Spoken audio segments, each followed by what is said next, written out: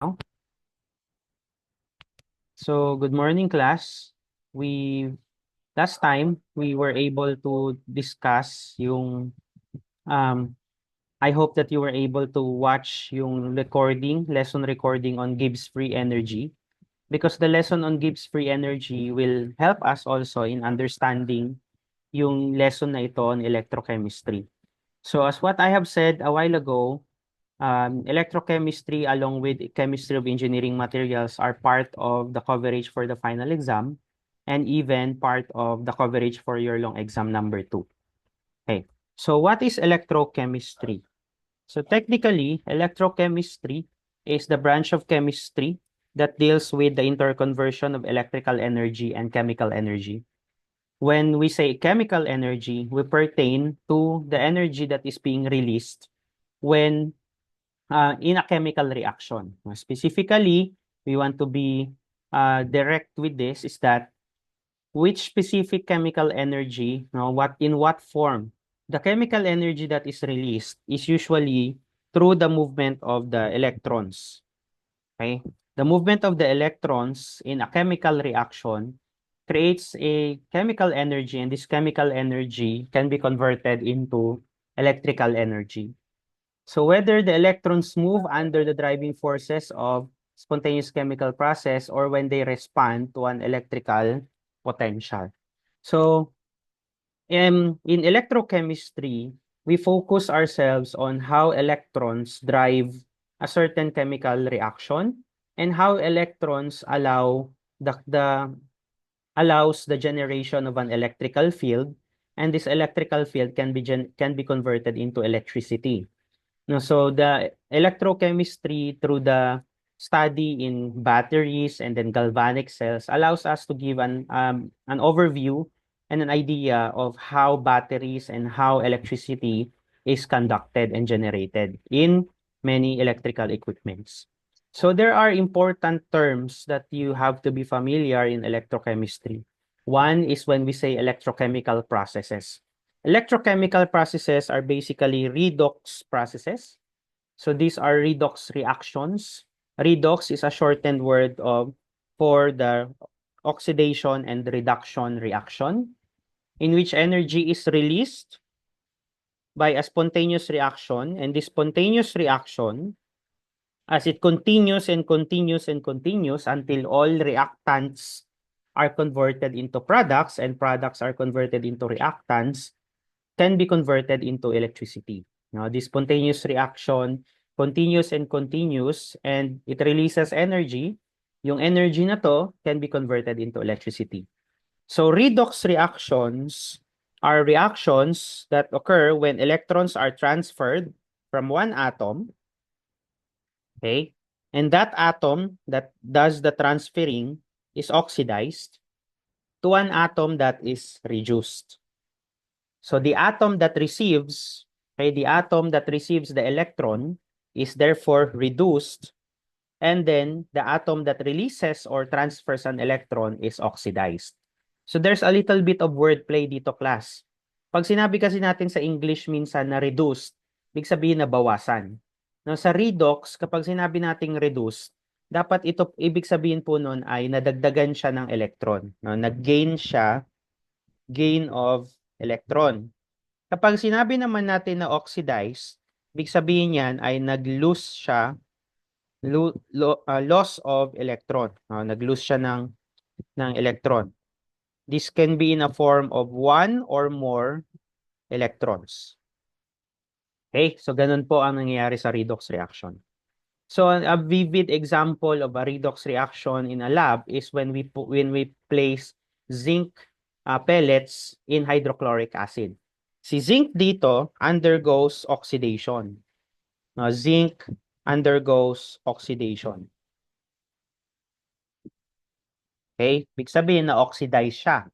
Nawawalan siya ng electrons. Saan napunta yung electrons ni zinc? It is then transferred to hydrogen in hydrochloric acid. And then the hydrogen, since it absorbs electrons, it is therefore undergoing reduction. Ganito ang nangyayari sa reaction. So si zinc, habang na-oxidize siya, it becomes zinc 2+. No? From a zinc metal, naging ion siya after losing electrons. Tapos, yung nag-absorb ng electron, which is yung hydrogen, becomes elemental in nature and then released as a hydrogen gas.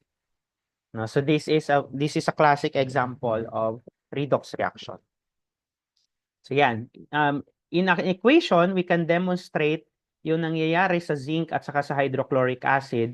Specifically, ang gusto natin tignan doon ay yung H+, no? So si zinc, it loses electrons, evident na from 0, yung kanyang tinatawag natin na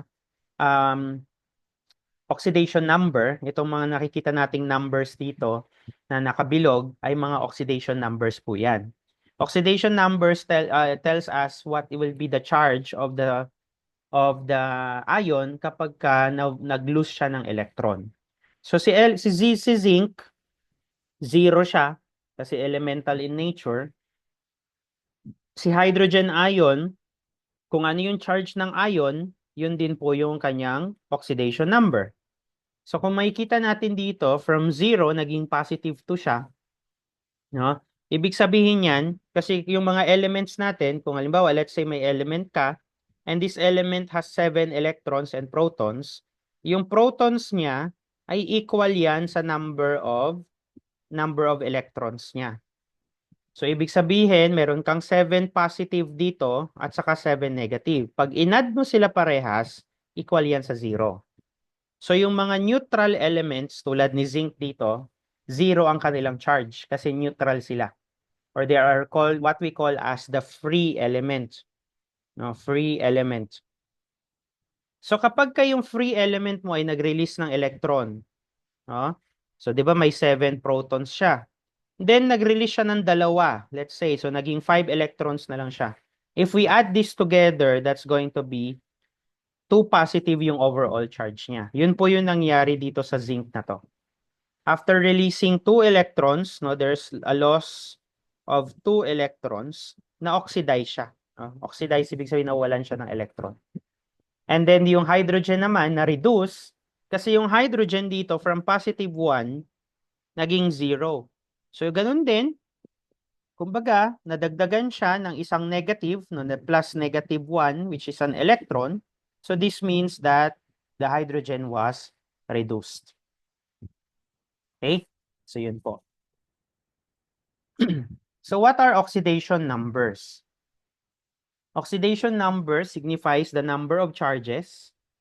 Number of charges the atom would have in a molecule or yan an atomic compound if electrons were transferred completely. So, meron tayong rules kung paano mag-assign ng oxidation numbers. So, dito yon, as we can see, medyo marami-raming rules na kailangan tandaan paano mag-assign ng oxidation number sa bawat element. So, una ko na, sinabi ko na kanina, kapag free element, laging 0 ang kanyang oxidation number. Ang example natin dyan ay si zinc kanina. Ito, si zinc. Free element siya, so 0 ang kanyang oxidation number. Then, kapag yung monoatomic ion, ano ibig sabihin ng monoatomic ion? Ito yung mga ions na isang atom lang. So, H+, Li+, no, K+, Ca2+, copper2+, and so on and so forth.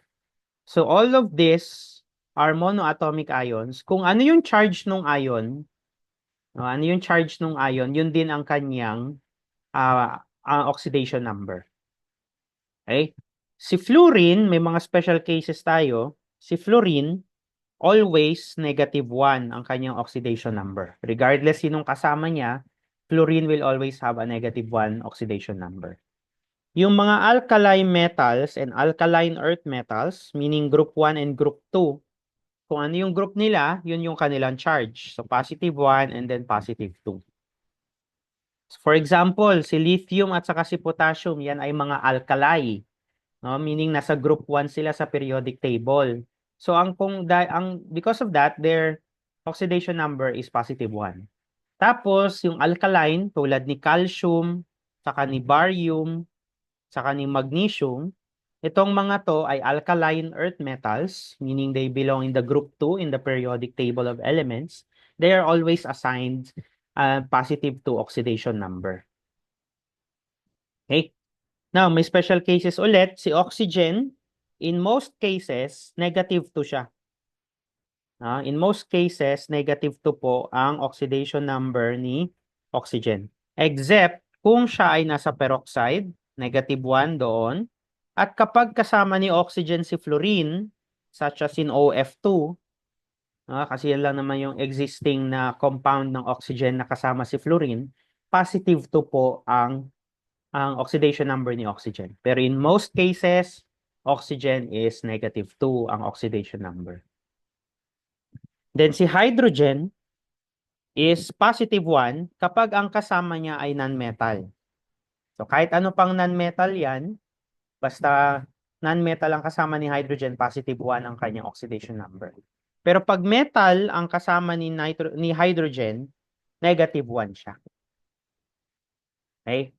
Then it is also a rule in oxidation number na yung dapat lahat ng oxidation numbers ng elements sa isang compound equal to 0.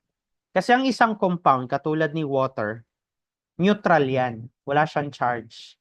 So dapat, overall, lahat ng oxidation numbers nito dapat mag-equal to 0. Okay? Yung last bullet, kapag ion naman, let's say for example, SO4 2 negative. Yung SO4 2 negative naman, dahil ion siya, dapat yung formal charge, yung oxidation numbers nitong mga to, ng sulfur at saka ng oxygen, dapat mag-equal sa negative 2. Okay? So yun po yung mga rules natin sa oxidation number. Kapag wala dito sa mga rules na to, that means we'll have to solve for the oxidation number. So let's illustrate how do we solve for the oxidation number of an unknown. So let's say for example, you have ammonia. So sige, tatloy natin ammonia, SO4, at saka Cr2O7. 2 negative. Ayan, sige. So as we can see, ammonia, start tayo kay ammonia, si hydrogen is positive 1. Kasi non-metal naman si nitrogen. So positive 1 ang kanyang oxidation number. Si nitrogen wala pong rule. So we'll have to solve for nitrogen. We designate it as X. Ngayon, ang gagawin natin, dapat equal ito sa 0 kasi neutral naman si ammonia. And since may tatlo kang hydrogen dito, we multiply the subscript to the oxidation number. So this means that we'll have to X plus 3, kasi positive 1 times 3 is equal to 0. So X is equal to negative 3. So ang oxidation number dito ni nitrogen ay negative 3. Next, paano naman kapag ion? So ganun naman. Ang oxidation number ni oxygen ay negative 2. Si sulfur walang rule, so we'll have to solve for sulfur. And then since this is an ion, all of the oxidation number should be equal negative 2 kasi yun ang charge niya. So each oxygen is 4. So 4 yung oxygen dito. So times negative 2. So X minus 8 is equal to negative 2. And then we find that X is equal to positive 6. So sulfur will have a positive 6 oxidation number. Okay? Sulfur has a positive 6 oxidation number. Last, ganun din dito, oxygen again is negative 2. Walang rule kay chromium, so we'll have to solve for chromium. And then everything should be equal negative 2. So mayroon kang 7 na oxygen, may dalawa kang chromium, so that's 2x plus negative 14 is equal to negative 2. 2x is equal to positive 12, and then x is positive 6. So chromium again is positive 6. So ganyan po kung paano natin kinukuha yung oxidation number kapag wala sila sa rule. Now, pinapasolve ko dito, but you can do this mentally. No, you can do this mentally, especially later na may mga solving tayo na kailangan mabilis. no, mabilis na makuha ang oxidation numbers. So this is a table showing all the possible oxidation numbers of elements in their compounds. The more common oxidation numbers are in color. So yung kulay pula, yan po yung pinaka-common na oxidation number ng mga elements na yon. Okay? Next. So here are other terms to remember. So as we can see, oxidation reaction, it's a half reaction, okay, that involves the loss of electrons. Yung reduction naman is half reaction that involves the gain of electrons. Now, in a chemical reaction, in a redox reaction specifically, meron tayong tinatawag na oxidizing agent at saka reducing agent. The oxidizing agent, ito yung nag-a-accept ng electron and therefore siya yung na-reduce. No, kasi siya yung nag-accept. Tapos si reducing agent, siya yung nagdo-donate ng electron and therefore siya yung na-oxidize. So there's a little bit of wordplay dito. So please, para hindi malito, we have a mnemonic, Oil-Rig and Lioger. Oil-Rig means oxidation is loss of electrons. Reduction is gain of electrons. And then yung Lioger, loss of electron meaning oxidized. And then gain of electron meaning you are reduced. Para hindi kayo nalilito. Yan. So next. So let's sample this one. This is going to be, kindly answer itong nagawa na natin yung dichromate kanina as an example. So you please answer si Li2O, assigned task yan. Dagdag po yan sa graded exercise. Ganon din po si MnO4, dagdag din sa graded exercise. Ang gagawin nyo lang, you'll have to get the oxidation numbers of all elements in the compound or ion. So for now, I will illustrate yung sa nitric acid. So let's solve nitric acid. So HNO3 at saka CPF3 as examples natin. Yan. So si HNO3, alam natin ang rule, oxygen is -2, hydrogen is +1, and then X si nitrogen kasi wala naman siyang rule. And then, since nitric acid is a neutral molecule, so 0 din yung kanyang, yung charge niya. So you have one hydrogen here, so +1 plus X minus, dahil tatlo yung oxygen mo, times -2, so -6 is equal to 0.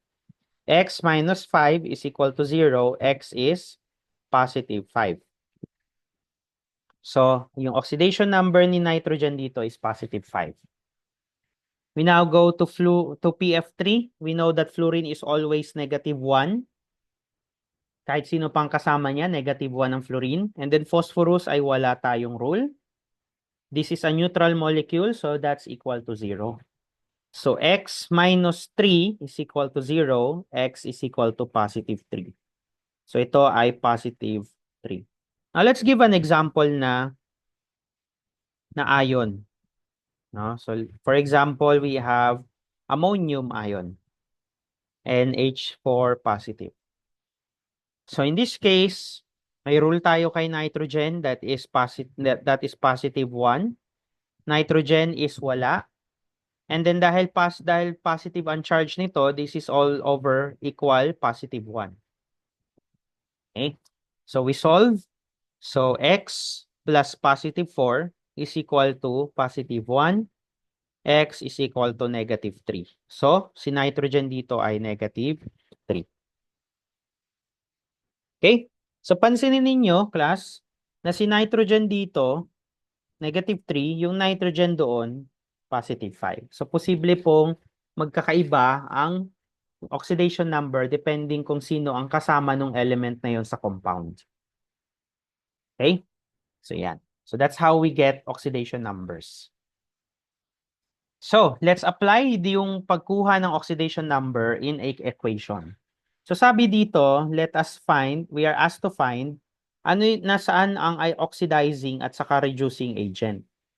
Remember na ang oxidizing agent siya yung nag-gain, no, ng electron. And therefore, siya yung reduced. Si reducing agent, yung nag-lose of electrons, and therefore siya yung na-oxidized. Okay? So, para hindi malito. Okay? Para hindi malito.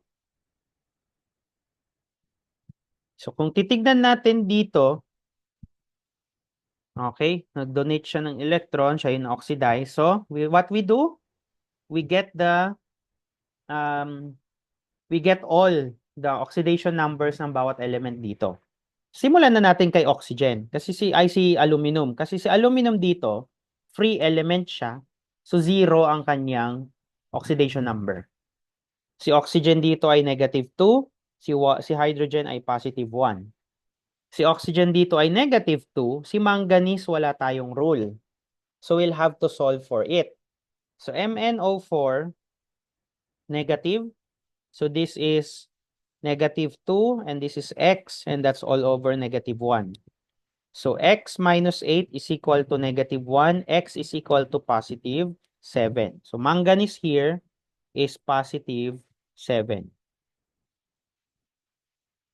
Okay po. Then, we have aluminum dito sa AlOH4. Alam natin na si oxygen ay -2. Si hydrogen ay +1. Aluminum is X. Notice na nakaparenthesis ito. Ibig sabihin nito, mayroong 4 na oxygen, mayroong 4 na hydrogen. Ha?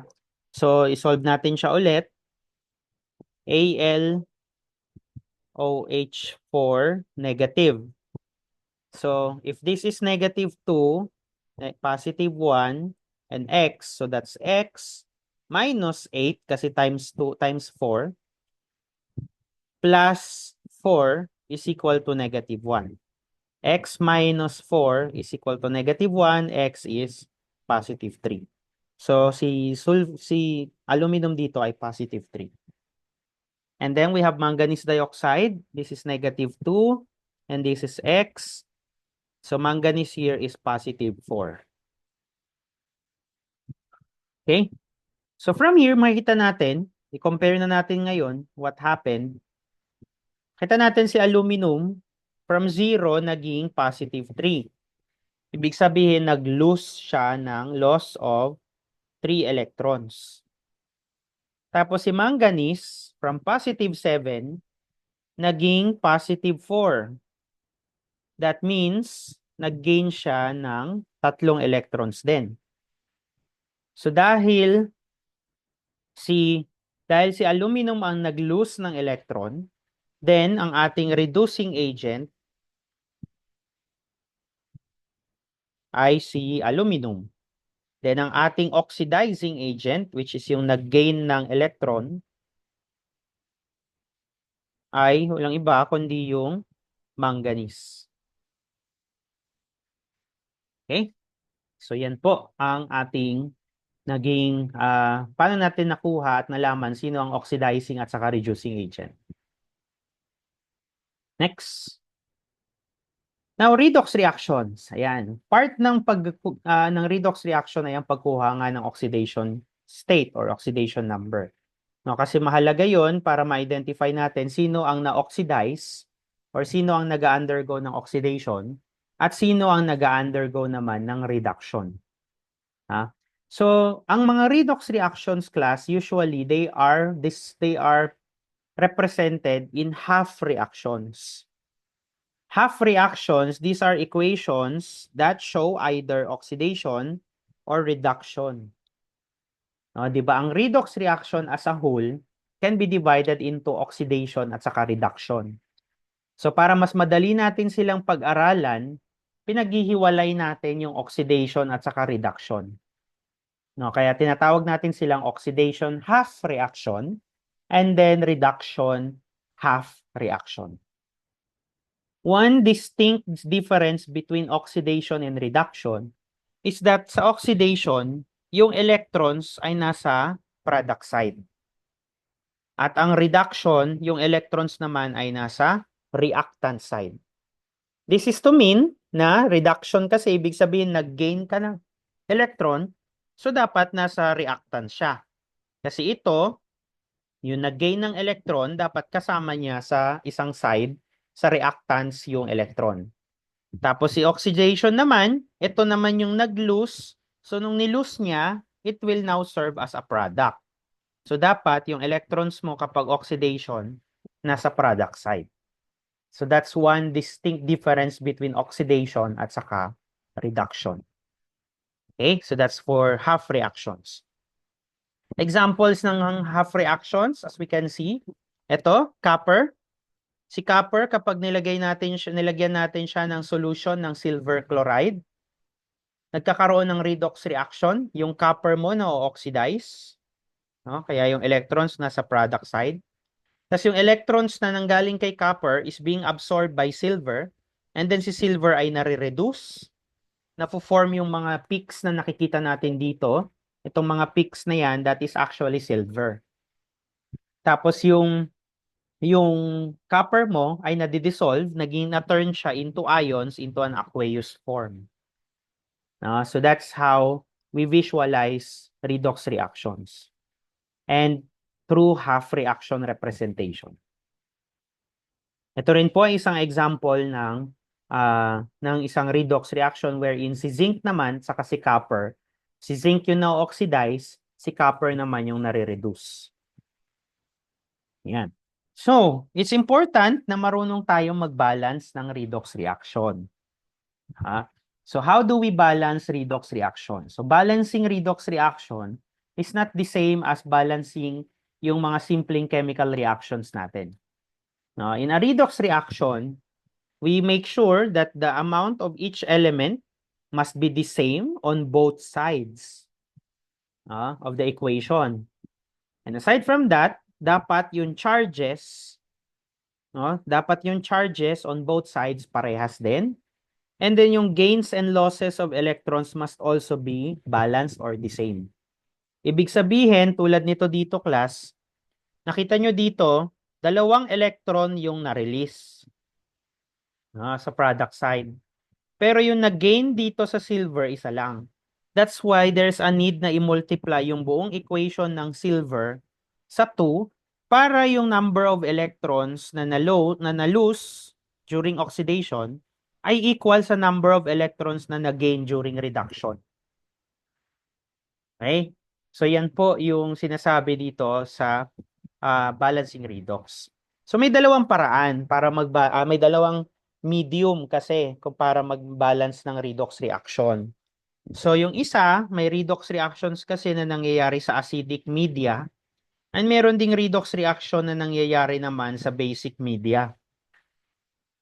Buti na lang kahit papano yung methods nila, yung steps ng pagbabalance nito is almost the same. Now with a little bit may mga dinagdag lang na 3 step doon sa basic medium. Okay? So the first thing you'll have to do kapag tayo ay babalance ng redox in an acidic media, dapat ihiwalay muna natin yung oxidation sa reduction, half reaction. After that, i-balance natin yung mga elements except hydrogen and oxygen. Once na na-balance na natin yung mga elements na yon, we can balance oxygen by adding water as needed, and then by unbalancing hydrogen by adding H+ as needed. Para mabalance natin yung charge, mag-a-add naman tayo ng electron as needed. Isang electron na dinadagdag mo, equal yan sa -1 na charge. Okay? Isang water molecule, equivalent yan sa isang oxygen. Kasi isang oxygen yung nandito. Isang H+, equivalent yan sa isang hydrogen. Okay? So, ganun yung sa balance natin. After this, we multiply the half reactions by integers para yung electrons that are lost in oxidation is equal in the number of electrons that are gained in reduction. Yan yung sinasabi ko kanina. And after that, we add the half reactions. We cancel species that appear on both sides. Katulad nung sa Hess's law. Kung naalala nyo, nagka-cancel tayo. And then we have to make sure or check na balance yung atom at saka yung charge. Okay? So, let's illustrate balancing redox reaction in an acidic medium. So first, let's identify sino dito yung nag-undergo ng oxidation at saka ng reduction para mapaghiwalay na natin, no, yung half reactions. So, ang paraan lang para malaman natin sinong nag-oxidize at nagre-reduce, we'll have to check their oxidation numbers. So, monoatomic ion ito.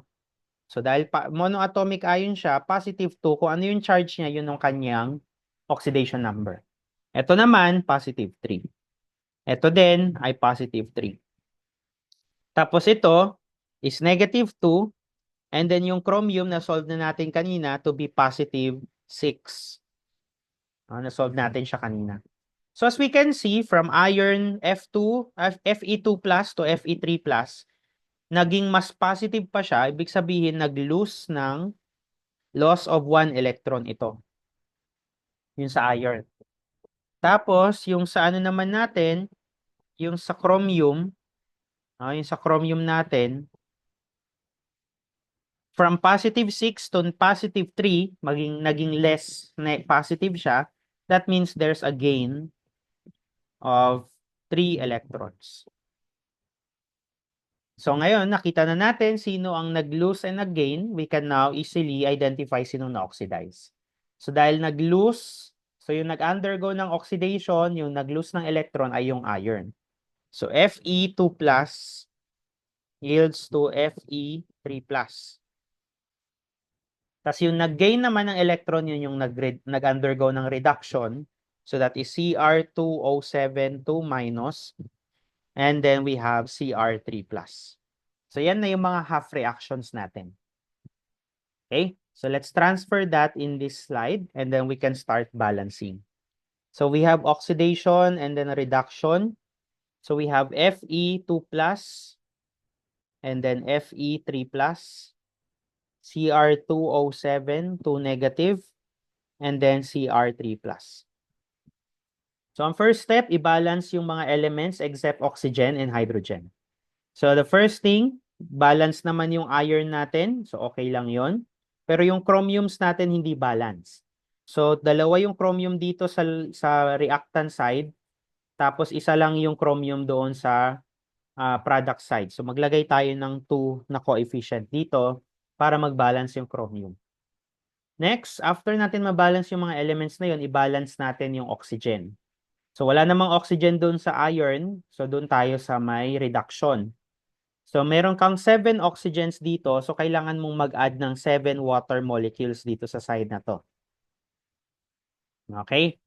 Then since nag-add ka ng 7 water molecules, nagdagdag ka din ng hydrogen. And that's a total of 14 hydrogens. So magdagdag ka dito ng 14H+. So yan. So balance na yung chromium, balance yung oxygen, balance yung hydrogen. Ang hindi na lang balance is yung charge. Pansinin natin, ang charge dito sa may oxidation ay positive 2, ang charge dito ay positive 3. Para maging equal sila na positive 2, magdagdag tayo ng isang electron. Ang charge naman dito sa left side ay sa right side ng reduction is positive 6. Ang charge dito sa kabila ay positive 12. So para maging positive 6 din yung nandun sa left side, yung nasa reactants, magdagdag tayo dito ng 6 electrons. Kasi 6 electrons plus positive 12 is positive 6. Last, before we can cancel and combine the two equations together, pansinin ninyo na yung electrons na na-lose, electrons lost in oxidation is just 1. Pero yung electrons gained in reduction is 6. We'll have to make that balance. So we'll have to multiply everything ng oxidation by 6. Para ma-cancel natin yung electrons later. And after that, we can rewrite the first equation, ox. So that is 6 Fe2 plus yields to 6 Fe3 plus 6 electrons. Then yung sa baba, reduction is 6 electrons plus 14H plus Cr2O7 to negative. yields to 2Cr3 plus and 7H2O. And from here, let's add these two equations together. Then we'll have to cancel yung electrons kasi yun lang naman yung nag-appear on both sides. Then we can copy now yung buong equation, no? And that is going to be 6Fe 2 plus 14H plus Cr2O7 2 negative 6Fe 3 plus 2Cr3 plus and 7H2O. And this is our final balanced redox reaction. Okay? Okay po, naintindihan po ba? Can I see any reaction kung naintindihan kung paano mag-balance ng redox reaction in acidic media? Nakakasunod naman po. Okay. So, 6 pa lang. Sige. So, let's continue. Now, what if basic naman? Kapag basic yung binabalance natin, almost the same with the acidic, except na may dinagdag na tatlong step. Itong tatlong nasa baba. So the same, we divide the equation into half reactions. We balance elements other than hydrogen, oxygen. We balance oxygen using water. We balance hydrogen using H plus. And then we balance electrons. We balance the charge using electrons. Now, ang dinagdag na step sa basic media is kapag merong natirang H plus on each side, on each half reaction, mag-a-add ka ng OH. No, add OH on each side. And then, kapag nagkasama yung H plus and OH, they will form water. No, in one side. No? Kung saang side man sila magkaparehas, they will form water. Kung magkasama yung H plus at saka OH minus. And then, you will cancel water molecules that appear on both sides of the reactant and product sides. Then, the same pa rin. We multiply half reactions in integers para balanse yung electrons lost at saka yung electrons gained. Parehas. We add half reactions by canceling species appearing on both sides. And then we make sure that the atoms and charges are balanced. So, ang nanagdag lang natin, magdagdag tayo ng H plus, ng OH for every H plus na nakikita natin. Okay? It's important na gawin itong step-by-step class kasi kung inuna na ninyong mag-OH nang kakalagay nyo pa lang ng H+, magiging mali yung pag-balance ninyo. So, kailangan mag-cancel out na muna kayo bago kayo maglagay ng OH. So, ipakita natin to dito sa problem na ito. So, ganun ulit, let's identify na sino ang nasa oxidation at sino ang nasa reduction. So by doing that, let's look at the oxidation numbers. Aluminum here again is 0 because it's a free element. Oxygen is -2 and +3 si nitrogen dito. +1 dito si hydrogen. -3 si nitrogen.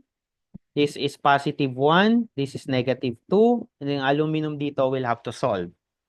So x -8 plus 4 is equal to -1, x minus 4 is equal to -1, and then x is equal to +3. So, +3 po dito si aluminum.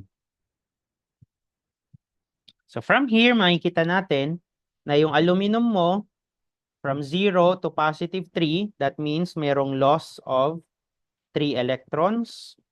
And then yung nitrogen mo, from +3 to -3, there's a gain of 6 electrons. So, ang nag-undergo ng oxidation is si aluminum. So, Al to AlOH4. Negative. Tapos, yung ating nag-undergo naman ng reduction ay si NO2 minus into ammonia. Ayan. So, now that we have separated, we can write it down and start balancing. So, oxidation is, we have aluminum to AlOH4. And then yung reduction natin is NO2 to NH3.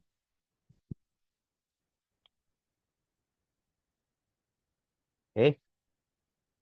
Yan. So next, we balance the elements other than oxygen and hydrogen. Balance naman ng aluminum. So okay lang. Balance din ang nitrogen. So okay lang din. Next, we balance oxygen. So yung oxygen mo dito, 4. So magdagdag tayo dito ng 4 na water molecules. Okay?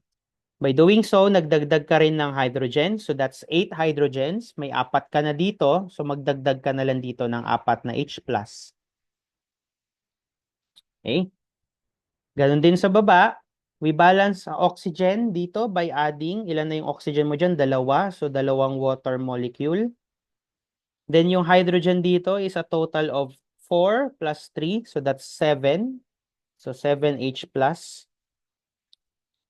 So balance na natin yung mga elements. Now we balance the charge. So yung charge dito is 0. Ganon din dito, 0. Pero doon sa right side sa oxidation, that is -1 plus 4. So that's +3. So para maging 0 siya, magdagdag tayo ng 3 electrons. Okay? Tapos dito naman sa side na to, it is +6. Kasi -1 plus +7 is +6. Para maging 0 din siya, magdagdag tayo ng 6 na electrons. Notice again na yung nasa taas ay hindi equal yung electrons lost at saka electrons gained. So we'll have to multiply yung nasa taas by 2. Okay? So multiply it by 2. So in doing so, we can rewrite this as, so you have 8 H2O plus 2Al yields to 2AlOH4 minus plus 8H plus 6 electrons. Then we copy yung nasa baba lang, 6 electrons plus 7H plus NO2 minus NH3 and H2O. We can add them now, add them together, canceling species that appear on both sides, cancel electrons. Yung H plus natin, 7 dito, may matitira pang isa. Yung water natin, 2, then dito may matitira pang 6. And all the rest remains the same. Then we rewrite, so that is 6H2O plus 2Al plus NO2 minus 2AlOH4 plus NH3 plus yung H plus na natitirang isa. So dito na ngayon magsa-stop yung halos parehas sa acidic. So gawin na natin yung dinagdag for basic media. Sabi kada H plus na makita mo, magdadagdag ka ng OH na equivalent niya on both sides. So magdagdag ka dito ng OH minus and magdagdag ka din dito ng OH minus. And since these two, itong dalawang to, will form water, we can write it down now as, we can write them now together as water. Then, we cancel them. Dito, may matitira na lang na 5. We rewrite the final answer as OH minus plus 5H2O plus 2Al plus NO2 minus yields to 2AlOH4 minus and NH3. And this is the final balanced redox reaction in a basic medium. Okay? Any question dito? Any question, class?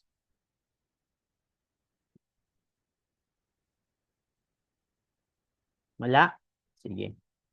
So let's continue. Ayan. So ngayon, i-apply natin yung understanding natin ng mga half reaction into electrochemical cells. No, ito na ngayon yung heart ng electrochemistry where we get to measure yung voltage ng isang cell, no, and we can calculate it.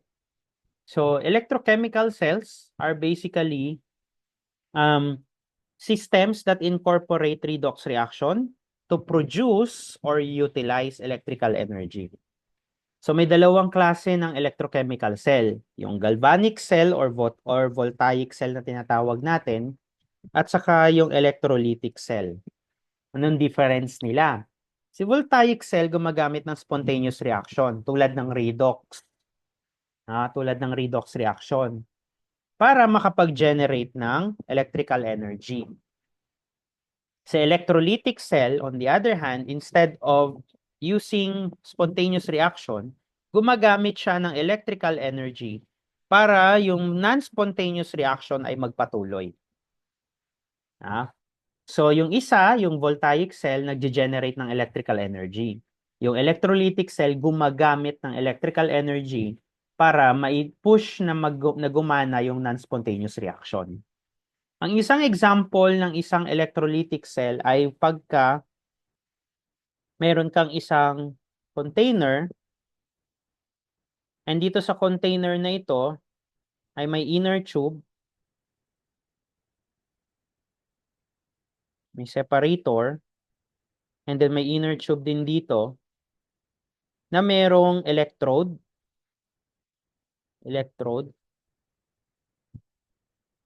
at mayroong submerged na water. Si water, yung isa, water on its own, does not readily decompose into hydrogen and oxygen gas. This doesn't readily happen. Para mangyari ito, kailangan natin mag-input ng electrical energy or electric current doon sa water.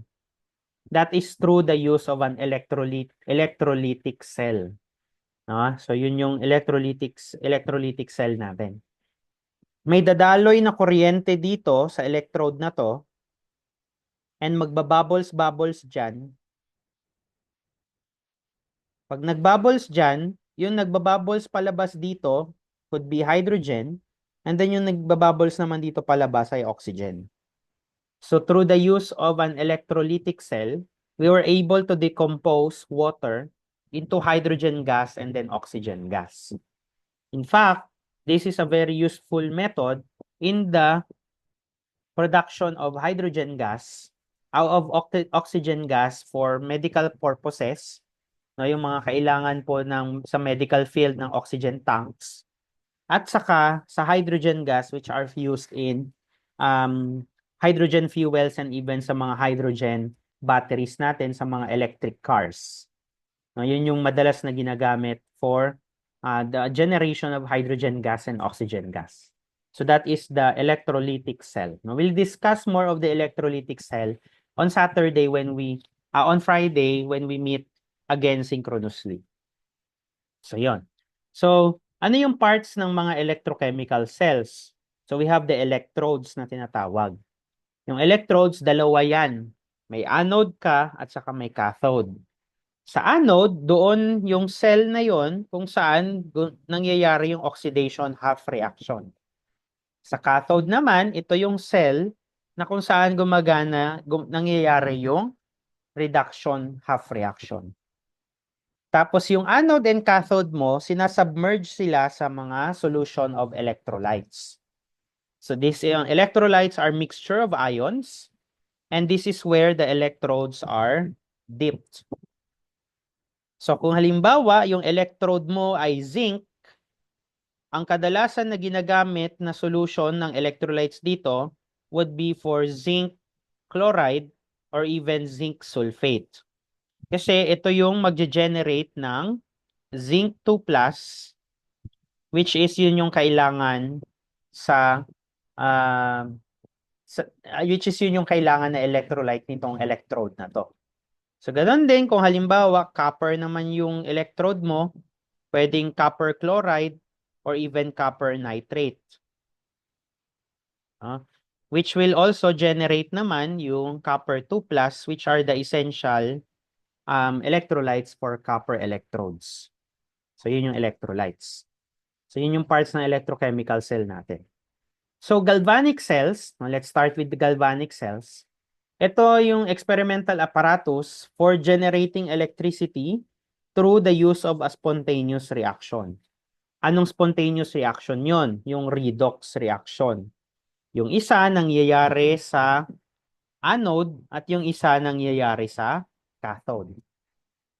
So in this case, itong galvanic cell na pinapakita dito, yung anode niya is copper and then yung cathode niya is silver.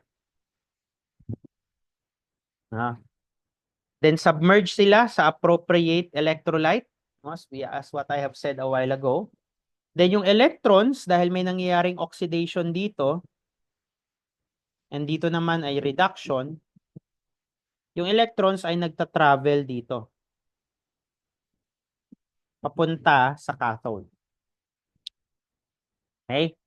So the anode is where oxidation occurs, and then cathode is where reduction occurs. So it's also sa isang galvanic cell, meron din po tayong tinatawag na salt bridge. Yung salt bridge, ito yung nagiging paraan para yung mga anions at saka cations ay makapag-migrate towards the electrode.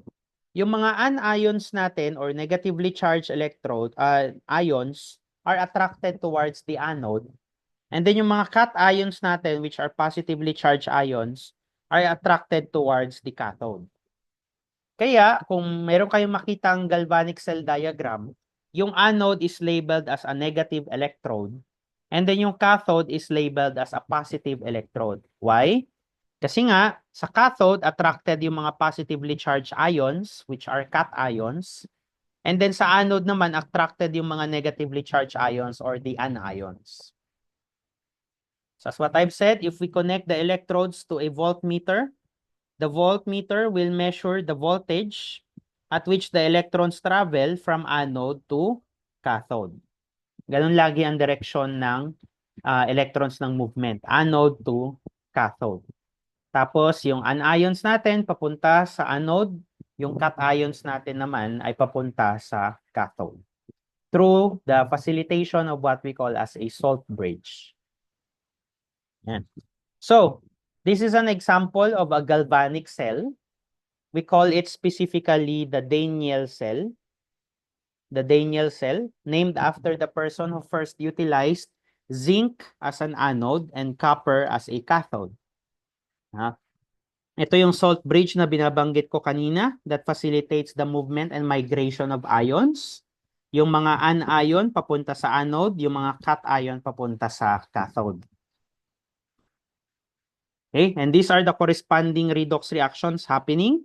Zinc is oxidized and copper is being reduced. Okay, so yan. Now, it's very tedious. Tignan natin dito. Sabi, indicate which reaction occurs in the anode and which occurs at the cathode. So, alam natin na ang anode, ang nangyayari dyan ay oxidation. Ang cathode, ang nangyayari naman ay reduction. So, just by looking at this, makita natin na ito ay definitely oxidation. Kasi yung zinc mo, 0 siya dito, naging positive 2 siya bigla. So, there's a release of electron. So, that's an oxidation.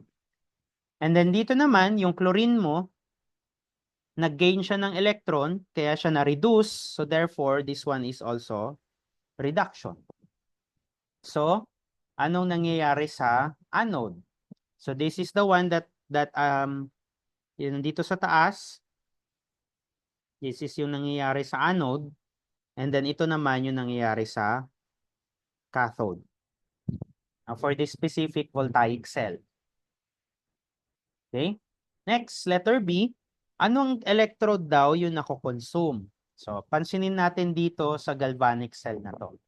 So, you notice, yung zinc metal, habang tumatagal, natatanggal siya, unti-unti siyang nauubos, nagiging zinc 2 plus siya.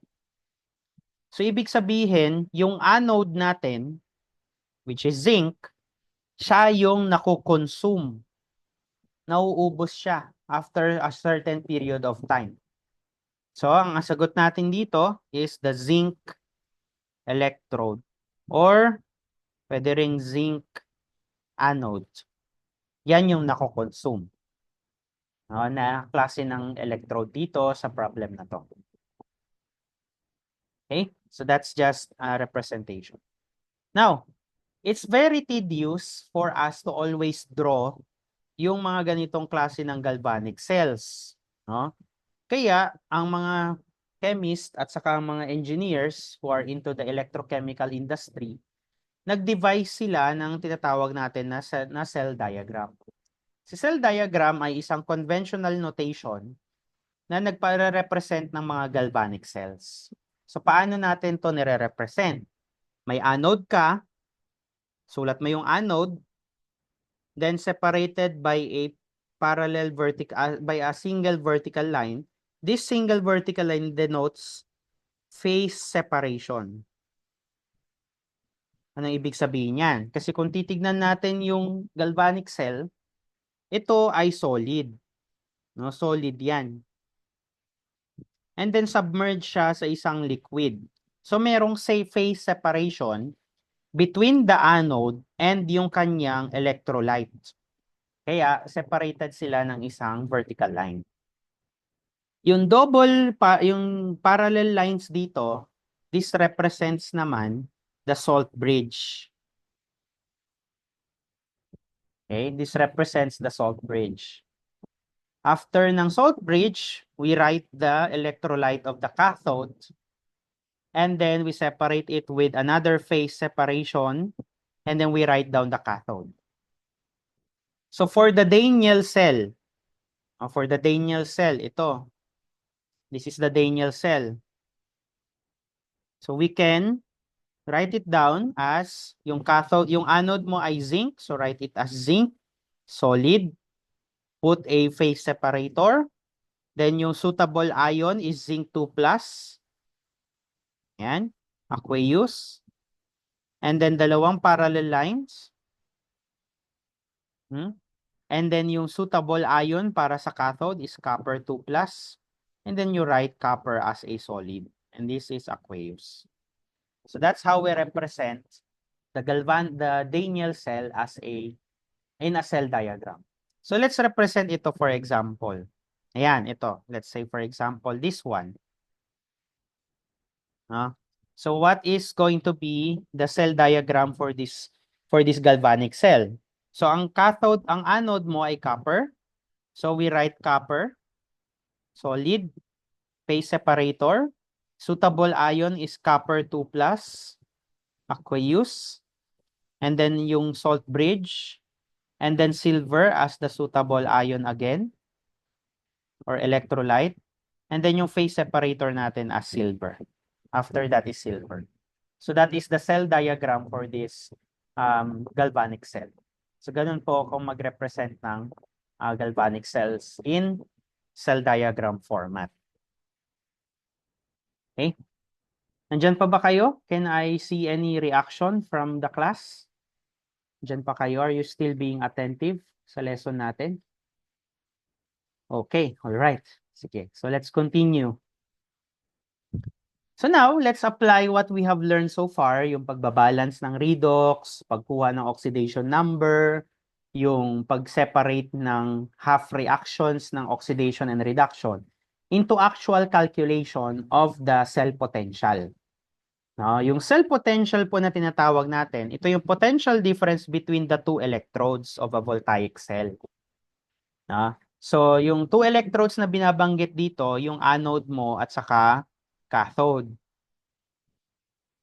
Okay? And ang unit natin sa cell potential is volt. Volt is defined as the potential difference required to impart 1 mole of energy to a charge of 1 coulomb. Okay? So, potential energy is higher at the anode than that of the cathode Kaya ang electrons mo flow spontaneously toward the electrode with the more positive electrical potential. Kung sino yung may more positive na electrical potential, doon po nagfo-flow yung electrons natin. In the calculation of a standard cell potential, pag nilagyan na natin ng super zero doon sa taas, ang ibig sabihin po ng standard cell potential is ito yung cell potential at standard conditions.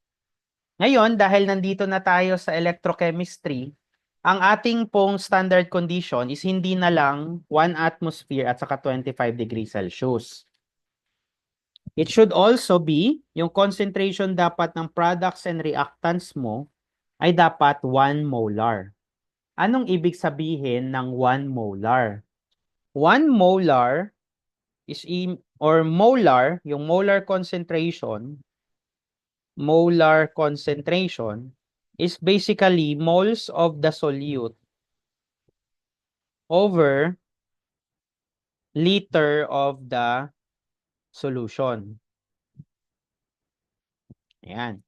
So kung halimbawa meron kang 1 molar, that means meron kang 1 mole ng solute mo in 1 liter ng solution mo.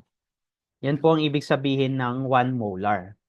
Pag hindi po naka-molar, meaning pag hindi naka 1 molar yung concentration ng products and reactants, then that means hindi naka-standard conditions yung galvanic cell mo. And we will not be able to calculate yung E-cell, yung standard cell potential ng hindi naka-standard condition. So dapat 1 atmosphere to 25 degrees Celsius, no, 25 degrees Celsius at saka 1 molar yung concentrations ng products and reactants. Kaya pansinin ninyo, laging merong 1 molar dito sa mga to denote na yung electrolytes na ginamit ay 1 molar ang concentration. Another thing na kailangan natin kapag nagsosolve ng standard cell potential ay yung tinatawag nating standard reduction potentials. No? The standard reduction potentials are experimentally determined and is given to us as a table. No? May data yan katulad ng mga thermodynamic variables, no? Yung enthalpy, yung entropy at saka yung free energy thermodynamic data. Ganon din po ang mga standard reduction potentials. No? They were also experimentally determined and were given to us as a given, no? Through a table. So ang sabi lang dito, kapag kayong reduction potential ay positive, the more positive the standard reduction potential, the greater is the tendency for reduction under standard conditions. And standard reduction potentials daw are intensive. Okay, intensive property. Meaning they do not rely on how much of the substance is present. Okay, of how much of the substance is present. So that's how we calculate for the standard cell potential. We need the standard reduction potential nung nasa cathode minus the standard reduction potential nung nasa anode. Okay, so paano nakukuha ang standard reduction potential? So dito na yan. We use what we call as a standard hydrogen electrode or abbreviated as SHE. Si standard hydrogen electrode kasi, ang kanyang reduction potential, ito no, yung kanyang standard reduction potential ay 0. Okay? And yung kanyang electrode is very versatile.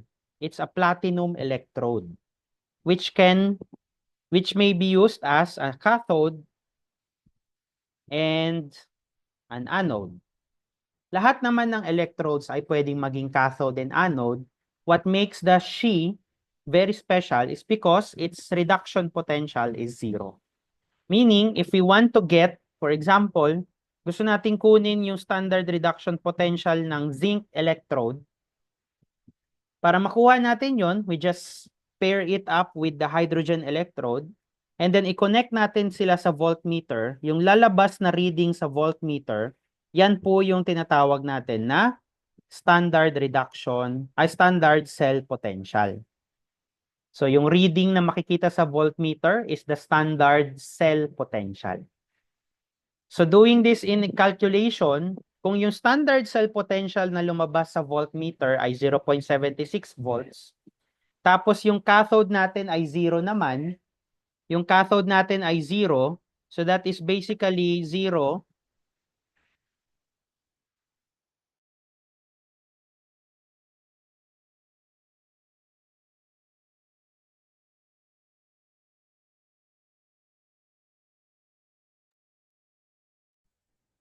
So dahil 0 naman ang standard reduction potential ng cathode, which is yung She, then we can now say na to solve for the standard reduction potential ng zinc, that is just simply yung standard reduction potential ng zinc, no, is just negative 0.76 volts. So nakuha natin yung kay zinc with the use of the She, no? Tapos ganun din po dito. If we want to get naman yung kay copper, for example, we want to get the standard reduction potential ng copper, then we'll just have to pair it again with the She. No, ito yung She. And when we run it through a voltmeter, ang reading sa voltmeter ay 0.34 volts. Doing the calculation, kung 0.34 volts yung E-cell, yung standard cell potential, and dahil 0 naman itong sa anode, then we say therefore that yung standard reduction potential ng copper ay 0.34 volts.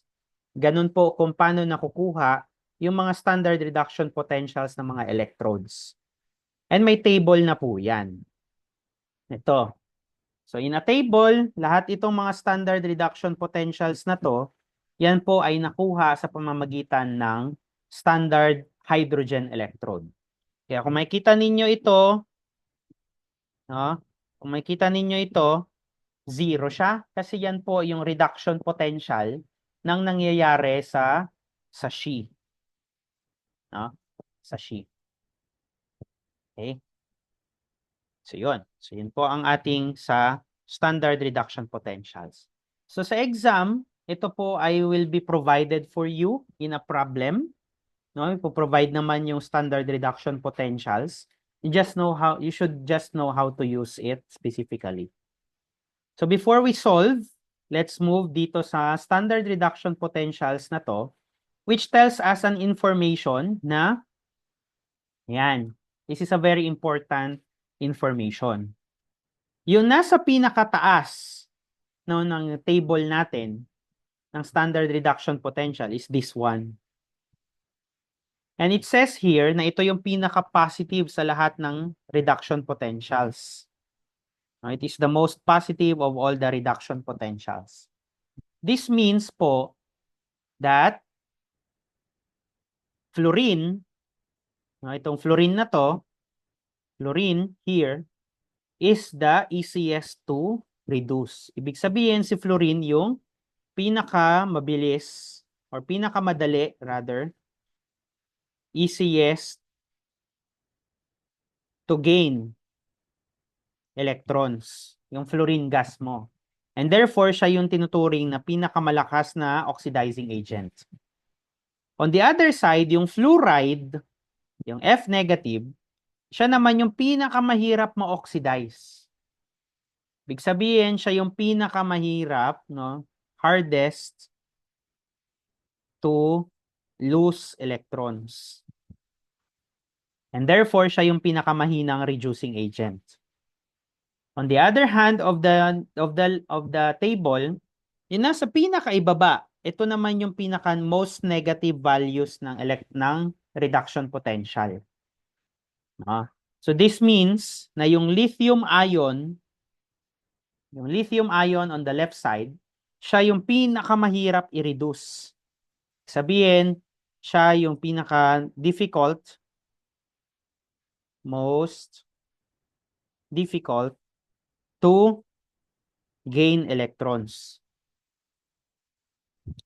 So this is the one with the most difficult to gain electrons. And therefore, siya yung weakest oxidizing agent. The other hand, si lithium metal, siya yung pinakamadaling ma-oxidize. So it's the one easiest to lose electrons. And therefore, considered to be the strongest reducing agent. So yun po ang ibig sabihin ng arrangement ng table na ito. Kung bakit yung pinaka-positive ay nasa pinakataas at yung pinaka-negative ay nasa pinakaibaba naman. So always remember this, that the easiest to gain electron is yung fluorine gas. The most difficult to gain ay yung lithium ion. The easiest to lose is the lithium metal. And then the hardest to lose is yung fluoride ion. Okay? So yan po. Next. Meron din po dito sa table na to ng reduction potential ang tinatawag natin na diagonal rule. The diagonal rule is a technique that will tell us sino yung mga species dito sa table that is capable of oxidizing the other substance. So sabi dito, species on the left of the given half cell reaction will react spontaneously with the species on the right. Kaya siya tinawag na diagonal rule. Ano ibig sabihin yan? Punta tayo sa table. This means that, for example, si manganese, 2+, is capable of reacting spontaneously with aluminum solid. So left side of the half reaction and then right side of the other half reaction. So ganun din si aluminum 3+ is capable of oxidizing beryllium. So ganun din dito sa taas, for example, iron is capable of oxidizing chromium. Chromium is capable of oxidizing zinc. Zinc is capable of oxidizing hydroxide. And even water is capable of oxidizing manganese. So yan po yung tinatawag natin na diagonal rule. Helpful po ang diagonal rule para malaman natin kung sino ang mag-undergo ng oxidation at sino ang mag-undergo naman ng reduction. So notice, nasabi natin kanina, kung sino habang pataas ng pataas dito, ito yung mga malalakas na oxidizing agent. Kung makikita natin sa table natin, yung mga nandito sa left side, ito yung mga oxidizing agents. Okay? So kapag mas positive yung reduction potential, they are more efficient oxidizers or oxidizing agents na tinatawag natin. Kaya nga, ang pinakamalakas na oxidizing agent ay si fluorine gas. Okay? So, kapag more positive yung standard reduction potential, mas malakas na oxidizers yung nasa taas kaysa sa nasa baba. In this case, yung copper mo, positive 34, 0.34 yung kanyang cell potential, yung kanyang standard reduction potential ay positive 34. Yung kay zinc naman ay negative 0.76. So because of this relationship, copper is able to oxidize zinc. Kaya naging working yung tinatawag natin na Daniell cell kasi ito yung nag-oxidize kay zinc. Zinc is being oxidized and therefore ito yung nag-undergo ng oxidation. Ito yung nag-undergo ng reduction.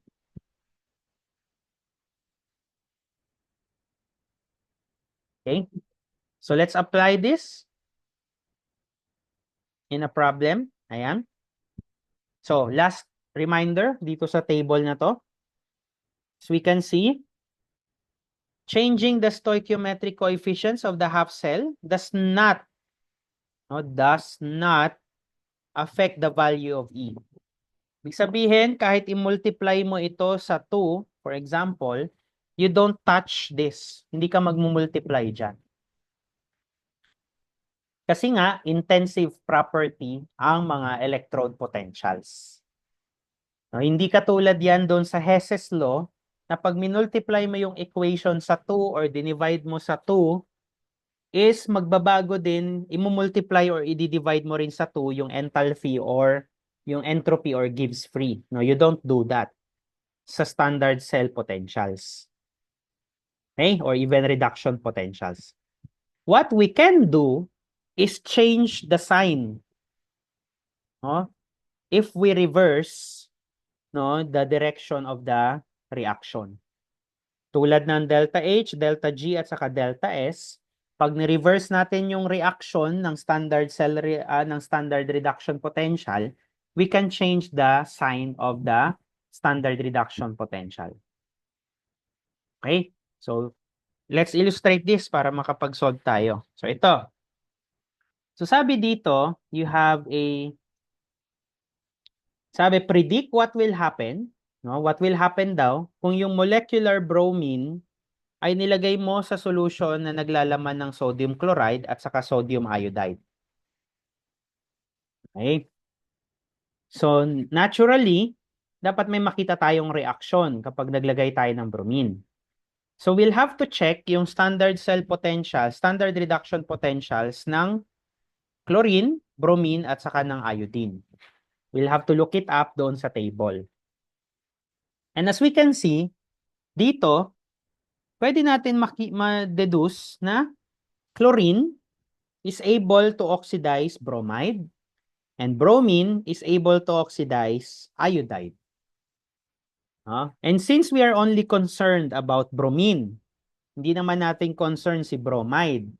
So ang mangyayaring reaction lang dito na gusto nating makita kasi bromine lang ang gusto nating i-analyze will only be these two. And with the diagonal rule, bromine is capable of oxidizing iodide o yung I negative. And since si iodine yung ino-oxidize, we'll have to rewrite this equation in a way na naka-oxidation form siya. Kasi pansinin ninyo, lahat yan naka-reduction. Diba? So we rewrite it in oxidation. So yung oxidation natin, we reverse this. So that's 2I na 1 molar. And then I2 na solid. And then 2 electrons. Since ni-reverse natin siya, yung E cell niya ay magiging negative 0.53 volts. Kasi ni-reverse natin. Positive siya nung una, and since we reverse the direction, it's now going to be negative. And then yung reduction natin is the remaining one, yung sa bromine. We write it as is. Bromine na liquid plus 2 electrons. And then we have bromide ion na 1 molar yung concentration. And then yung E nito remains the same to be 1.07 volts. Yan. So, we can now combine these two equations together. We cancel this. And then we combine them as one equation. So that is Br2L plus 2I yields to I2 solid plus 2Br negative. And then we solve for the E cell. So yung E cell natin is equal to E red nung cathode minus E red nung anode. Ang oxidation ay nangyayari sa anode. Tapos ang reduction ay nangyayari sa cathode. So, this will translate into, so E cell is equal to, yung cathode natin ay 1.07 volts minus yung ating anode ay negative 0.53 volts. This should give us positive 1.60 volts. So yan po yung E-cell natin. Okay? So that's how you do yung mga calculations dito sa electrochemistry, specifically for the standard cell potentials. So, let's proceed. Now, the standard cell potentials can also be used to tell kung magiging spontaneous yung process o hindi. No? Kapag na-solve natin yung standard cell potential at positive yung value na nakuha natin, ibig sabihin, yung reaction na yon, yung reaction na to tulad nito, positive yung E-cell na na-calculate natin, that would mean that spontaneous yung process. Tuloy-tuloy siya. It will happen on its own. Ha? Pero pag negative naman yung na-calculate natin na E-cell, big sabihin naman nun, non-spontaneous yung process. Okay? Non-spontaneous yung process. Yung standard cell potential natin is also known as the electromotive force or EMF. No? Standard cell potentials are also known as EMF or electromotive force. So using this equation again, on our cathode minus anode, let's solve for this problem. So last one, this one, letter A, is part of the graded exercise. I will show you paano gawin yung B and C. Ganun din po ang gagawin lang ninyo sa A. Now, medyo mahaba itong step na to. So, this is going to be the last part ng lesson natin this morning.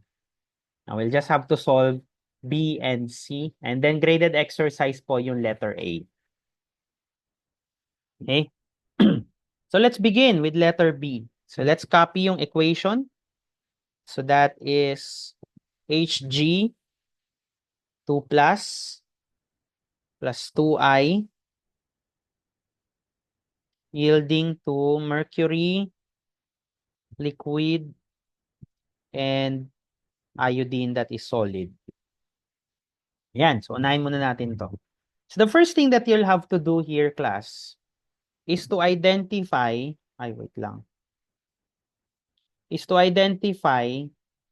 kung sino yung nag-undergo ng oxidation sa reduction. Kasi paghihiwalayin natin sila. Very evident naman na ang oxidation number nito ay positive 2 kasi monoatomic ion siya. And then ang liquid mercury ay 0 dahil free element. Ganon din yung iodine dito, free element siya, so 0 din ang oxidation number. And then yung iodine dahil monoatomic ion din siya, negative 1 siya. So obvious naman na itong from positive 2 to 0, mayroong gain of 2 electrons. And then yung negative 1 to 0, there is loss of 1 electron. Diba? So from here, we can rewrite na yung nangyayari sa anode, which is oxidation, and then yung sa cathode, which is reduction. Yung sa anode, oxidation, is simply yung I natin. Saan na yun? Simply I, 2I, negative, and then I2 na gas, na solid. Ito ay aqueous. And we balance the charges. This is negative 2 yung charge dito. So magdadagdag tayo dito ng 2 electron. Para negative 2 din yung charge doon. Then yung sa cathode naman is gain of electrons. So that is mercury. No, Hg 2+, which is also aqueous. And then dito naman ay mercury lang. So magdadagdag din tayo ng 2 electrons dito. Para dahil dito ay 0 ang charge, negative 2 plus positive 2 is equal to 0.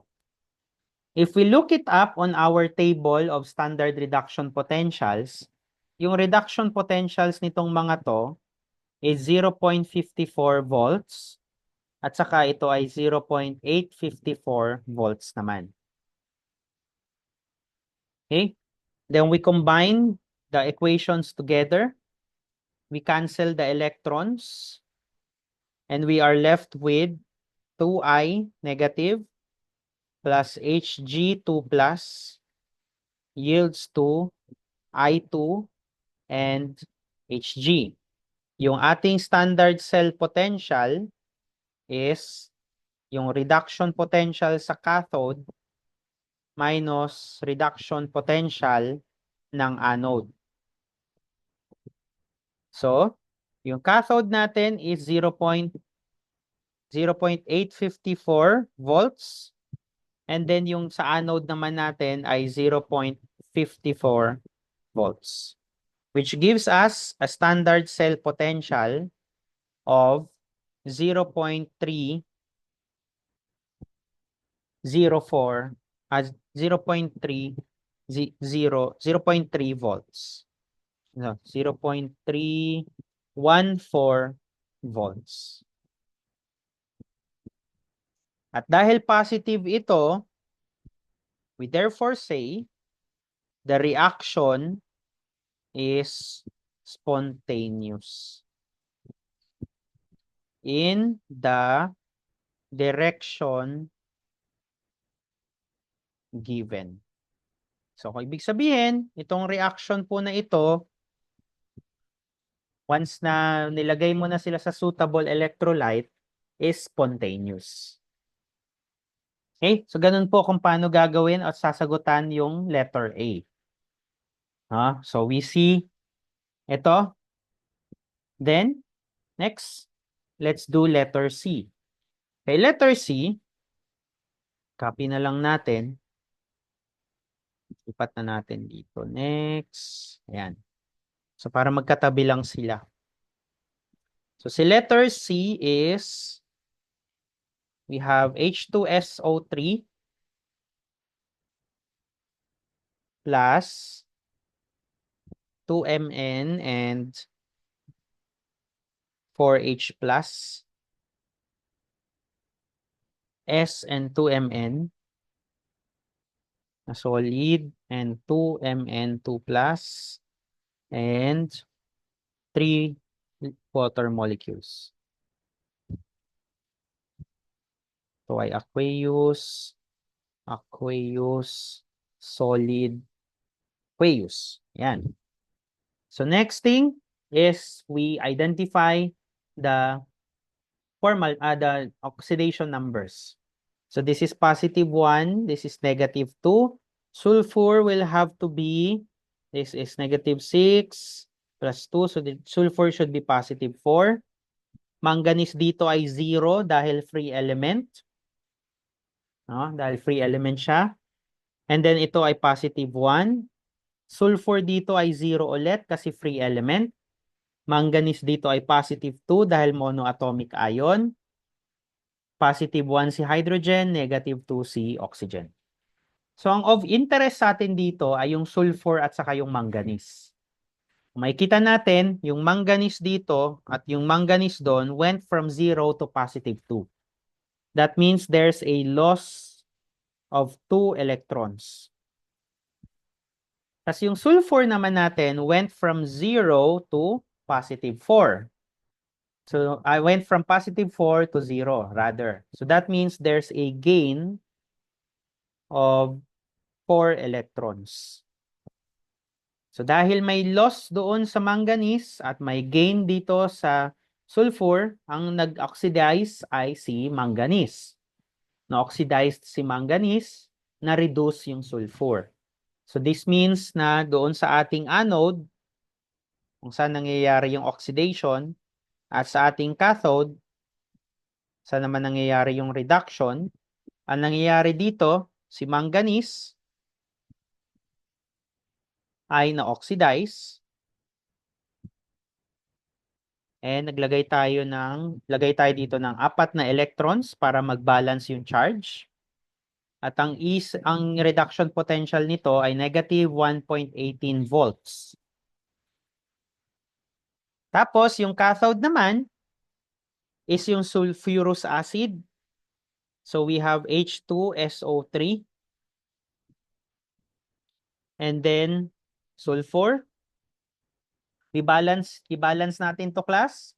Meron kang 3 oxygen dito. So, magdagdag ka ng 3 water molecules dito. Ha? Tapos, meron ka na ditong 6 na hydrogen. Meron ka ng 2 dito. So, magdagdag ka dito ng 4 na H+. And para po mabalance natin yung electrons, meron kang 4 positive dito, dito 0. So, plus 4 electrons dito. Ang E-cell nito, ay ang standard reduction potential nito, ay 0.45 volts. So, we combine the 2 equations. I-cancel natin yung electrons. Wala nang ibang makakancel, yun lang. We write down the overall equation as 2Mn solid plus H2SO3 plus 4H plus yields to 2Mn2 plus S plus 3H2O, which is basically yung nasa taas lang. And then we solve for the standard cell potential. Reduction ng cathode minus E-red ng anode. So yung cathode natin is 0.45 volts minus negative 1.18 volts naman sa anode. So ang ating standard cell potential is positive 1.63 volts. And therefore, this reaction is spontaneous in the direction that it is given. Yeah. And that's how we solve for standard cell potentials and determine kung magiging spontaneous ito sa standard conditions. Okay? So we will continue yung lesson natin on this next meeting, no? We will now integrate yung lesson on Gibbs free energy with the electromotive force or the standard cell potential.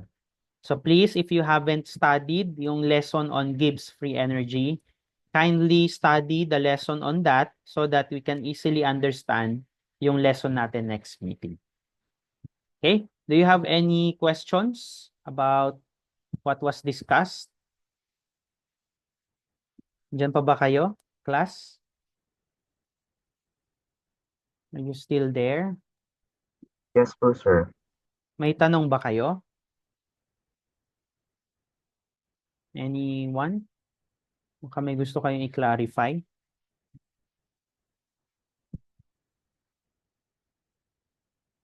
Wala na? Sige, so if you don't, okay, so if you don't have any question, then I'll stop the recording as well.